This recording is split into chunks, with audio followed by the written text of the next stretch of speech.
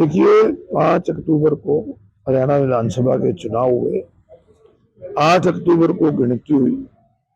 गिनती में तनेसर की जनता ने कांग्रेस पार्टी के से मैं उम्मीदवार था, मुझे 3243 वोटों से यहाँ से जीत मिली।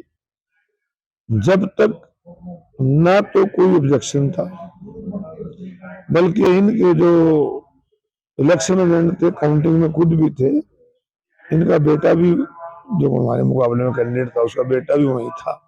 किसी का कोई ऑब्जेक्शन नहीं। उसके बाद इन्होंने पंजाब एंड हरियाणा उच्च न्यायालय में याचिका डाली है, इसका नोटिस मुझे मिला है, जिसका जवाब कोर्ट में दिया जाएगा। मेरे वाले मामले में तो ये था कि इनके चुनाव के अंदर, जब चुनाव हम दोनों लड़ रहे थे, भारी मात्रा में सूट और साड़ियां बरामद हुई थी, जिसकी कंप्लेंट हमने की थी।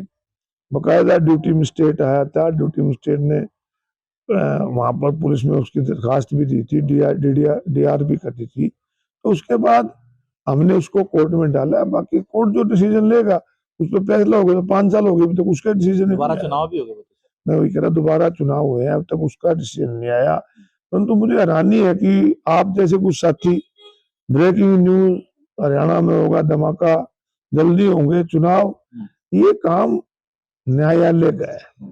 न्यायालय पे विश्वास है। न्यायालय में जो आरोप हमारे ऊपर लगाए हैं उसका जवाब दे दिया जाएगा। देखिए क्या मामला था वो? देखिए, हमने एक हरियाणा हाई कोर्ट में एक रिट पिटीशन डाली थी, इलेक्शन पिटीशन डाली थी, जिसके तहत इलेक्शन के समय पर हमने उसको चुनाव आयुक्त स्टेट को लिखा था कि इसके अंदर इस प्रकार से इलेक्शन के अंदर ये गड़बड़ी हो रही है। वो टोटल के टोटल जो हमने लिखा था उसके ऊपर बेस पर हमने हाई कोर्ट में डाली थी। तो इलेक्शन पिटीशन डालने के कारण अभी मुझे पता लगा कि मुझे भी एक नोटिस आया था, जिसके तहत हमारे डिस्ट्रिक्ट के अंदर 4 विधानसभाएं हैं। 3 जो विधानसभाओं की है, जो ईवीएम मशीनें थी, वो हमने उनके लॉक रूम में उन्होंने भेज दी है। तो बाकी एक तनेसर को रोक लिया गया है। ये चुनाव याचिका जो हमने करी है, रिट पिटीशन डाली थी, उसकी वजह से उसको रोका गया है। उसके ऊपर हाई कोर्ट का जो भी निर्णय होगा वो सबके लिए मान्य होगा। नहीं तो उसमें मामला क्या था, मतलब किस प्रकार की मामला इस प्रकार से था कि देखिए, जो विदेशों में कुछ लोग गए हुए थे, उनकी वोटें डाल दी गई है एनआरआई की।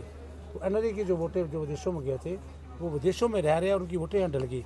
ये बहुत बड़ा एक उसके अंदर इलेक्शन कमीशन के अंदर हमने जो लिख के दिया है कि उसकी इन्वेस्टिगेशन होनी चाहिए, और उसमें हाई कोर्ट में डाला है। सेकंड में जो प्रार्थी यहाँ से लड़ रहा था, इसके 2 डेट ऑफ बर्थ सर्टिफिकेट है जो यहाँ से लड़ा था, हमने वो भी दिया है।